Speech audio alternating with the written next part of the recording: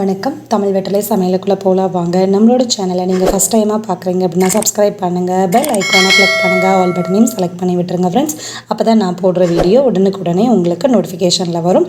வாங்க வீடியோக்குள்ளே போகலாம். இன்றைக்கி நம்ம அட்டகாசமான காடை கிரேவி பார்க்க போகிறோம். அது எப்படி செய்கிறது, அதுக்கு என்னென்ன பொருள் தேவை, காடையில் என்னென்ன நன்மைகள் இருக்குது அப்படிங்கிறத நம்ம இந்த வீடியோவில் தெரிஞ்சுக்கலாம். ஃபஸ்ட் வந்துட்டு காடை இன்றைக்கி வந்து நாங்கள் 3 காடை வாங்கிட்டு வந்துட்டு இந்த போல் நல்லா க்ளீன் பண்ணிக்கோங்க.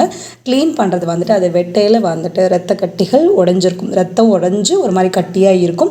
அதை வந்து இந்த போல் நல்லா கையில் எடுத்து விட்டுட்டு நல்லா க்ளீன் பண்ணிக்கோங்க. கழுத்து பகுதிக்கிட்ட வந்து ஒரு மாதிரி கொழுப்பு, அது இல்லாமல் தூசி அந்த மாதிரிலாம் ஒட்டியிருக்கும். ஸோ அதையும் நல்லா கையில் எடுத்து விட்டு நல்லா க்ளீன் பண்ணிக்கோங்க. அப்போ தான் கவுச்சி ஸ்மெல் வராது, ரொம்ப சூப்பராக இருக்கும். காடையில் வந்துட்டு எண்ணிலடங்கா நன்மைகள் இருக்குது, அவ்வளோ நன்மைகள் இருக்குது காடையில்.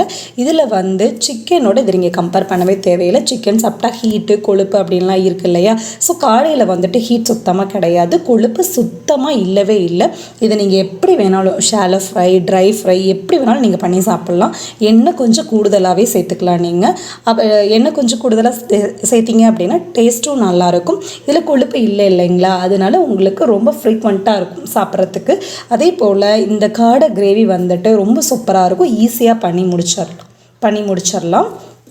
இது வந்துட்டு டிஃபனுக்கு, வெள்ளை சாப்பாட்டுக்கு, ஒயிட் ரைஸோட, தக்காளி ரசம் இல்லை மிளகு ரசத்தோட சாப்பிடையில அவ்வளோ அட்டகாசமாக இருக்கும் பாருங்கள். வாங்க எப்படி பண்ணுறது அப்படின்னு சொல்லிட்டு நம்ம பார்த்துக்கலாம். இப்போ வந்து காடையில் உள்ள நன்மைகள் பார்த்துக்கலாம். காடையில் வந்துட்டு சுத்தமாக கொழுப்பு இல்லவே இல்லை, அதனால இது வந்து நீங்கள் தாராளமாக சாப்பிட்லாம். அதே போல் இதில் நிறைய விட்டமின்ஸ் இருக்குது. விட்டமின் ஏ, பி, இ இருக்குது. கால்சியம் சத்து இதில் நிறைய இருக்குது. சளி, ஆஸ்துமா பிரச்சனை இருக்குது, இருமல் கண்டினியூஸாக வருது, இல்லை உங்களுக்கு வந்து கண்ணில் மூக்கில் அப்படியே தண்ணியாக ஒழுகிட்டே இருக்குது அப்படின்னா இந்த காடை வாங்கி நீங்கள் சாப்பிட்டீங்க அப்படின்னா உங்களுக்கு அது எல்லாமே கிளியர் ஆயிரும். கொஞ்சம் பெப்பர் அதிகமாக சேர்த்துட்டு நீங்கள் இந்த போல் சாப்பிட்டீங்க அப்படின்னா ரொம்ப சூப்பராக இருக்கும். அவ்வளோதான், நல்லா க்ளீன் பண்ணியாச்சு. பண்ணதுக்கப்புறமா இந்த போல் மஞ்சத்தூள் போட்டு நல்லா பரட்டி வச்சுருங்க. அது அப்படியே இருக்கட்டும்.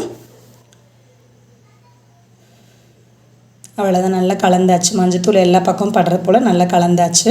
இது அப்படியே இருக்கட்டும். அதுக்கு வந்து நம்ம குழம்புக்கு தேவையானது ரெடி பண்ணிடலாம். கடாயில் நல்லெண்ணெய் சேர்த்துக்கோங்க. ஒரு 20 சின்ன வெங்காயம் போல் எடுத்துகிட்டு நல்ல எண்ணெயில் போட்டு நம்ம பரட்டி எடுத்துக்கலாம். இதில் கால்சியம் சத்து அதிகமாக இருக்கனால நம்மளோட எலும்பு வளர்ச்சிக்கு ரொம்ப ரொம்ப நல்லது. அது வளர்கிற குட்டி குழந்தைங்களுக்கெல்லாம் நீங்கள் இதை கொடுத்தீங்க அப்படின்னா அவங்க போன் ஸ்ட்ரென்த்துக்கு ரொம்ப ஹெல்ப் பண்ணும். மிளகு சேர்த்துக்கோங்க, அதுக்கப்புறம் வந்து ஜீரகம் சேர்த்துக்கோங்க. இது ரெண்டையும் சேர்த்து நல்லா கலந்துடலாம். நம்ம மிளகு வந்து கொஞ்சம் கூடுதலாக சேர்த்திக்கிட்டிங்க அப்படின்னா சுவை நல்லாயிருக்கும். கொஞ்சம் கருவேப்பிலை அதையும் இதையோடு சேர்த்து நல்லா கலந்துடலாம்.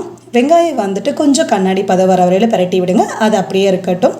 ஆறுனதுக்கப்புறம் மிக்சியில் அரைச்சி எடுத்துக்கலாம். குக்கரில் நல்லெண்ணெய் சேர்த்துக்கோங்க. கடுகு, உளுந்து, ஒரு துண்டு பட்டை, 1 கிராம்பு சேர்த்துக்கோங்க. 10 சின்ன வெங்காயத்தை இந்த போல் கட் பண்ணிட்டு உள்ளே சேர்த்துட்டு நல்லா கலந்து விட்டுருங்க எண்ணெயில். அவ்வளோதான், கலந்தாச்சு. கலந்ததுக்கப்புறமா ஒரு கொத்து போல் கருவேப்பிலை சேர்த்துக்கோங்க. சேர்த்துட்டு அதையும் நல்லா கலந்துக்கலாம். நம்ம நல்லா கலந்தாச்சு. கலந்ததுக்கப்புறமா வந்துட்டு தக்காளி 1, ரொம்ப பெரிய தக்காளி இல்லை, மீடியம் சைஸில் ஒரு தக்காளி பொடிசாக கட் பண்ணிட்டு உள்ளே சேர்த்துக்கோங்க. இதில் வந்துட்டு தோல், சருமம், அதே போல் இதயத்துக்கு இது ரொம்பவே நல்லது. இதில் வந்துட்டு எலும்புக்கு ரொம்ப நல்லது, கால்சியம் அதிகமாக இருக்கனால.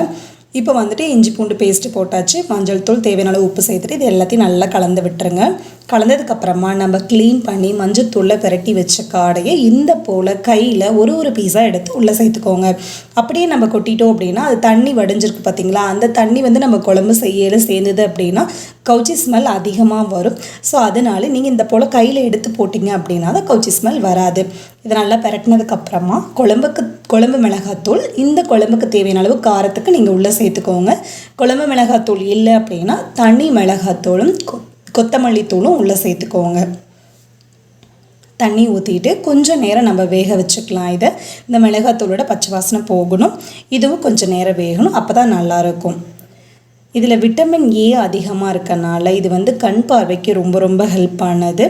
அதே போல் இந்த கறி நம்ம சாப்பிட்டுட்டே வந்தோம் அப்படின்னா நமக்கு இளநரை, பித்த நிறையெல்லாம் சொல்லுவோம் இல்லைங்களா, அது வந்து நமக்கு கிளியர் ஆயிரும். நம்ம வெங்காயம் வணக்கினதை மிக்சி ஜாரில் மாற்றிக்கோங்க. அரை மூடி அளவு துருவன தேங்காய், இது ரெண்டையும் சேர்த்து நைஸாக அரைச்சி உள்ளே சேர்த்துக்கலாம். தேவையான அளவு தண்ணி, ஜார் அளவுன தண்ணி சேர்த்துக்கோங்க. சேர்த்துட்டு இப்போ இதை நல்லா கலந்து விட்டுறலாம். கலந்ததுக்கப்புறமா நம்ம இப்போ வந்து டைரெக்டாக அப்படியே குக்கரில் வச்சுட்டு விசில் போட்டு விட்டுற போகிறோம். நான் வந்து 5 விசில் விட்டு எடுத்தேன். எனக்கு ரொம்ப சூப்பராக அப்படியே கறி பஞ்சாக நல்லா வெந்திருந்தது. நீங்கள் வந்துட்டு 5 விசில் விட்டீங்க அப்படின்னா கரெக்டாக இருக்கும். ஸோ பார்த்துட்டு எப்படி விடணுமோ அந்த மாதிரி விட்டுக்கோங்க. இப்போ நம்ம விசில் போட்டாச்சு. 5 விசில் வந்ததுக்கப்புறமா ப்ரெஷர் ஃபுல்லாக இறங்கினதுக்கப்புறம் லிட் ஓப்பன் பண்ணி பார்த்தா சூப்பரான காடை கிரேவி தயாராகிருச்சு. வாசனைக்கு கொஞ்சம் மல்லி இலை தூவிக்கோங்க.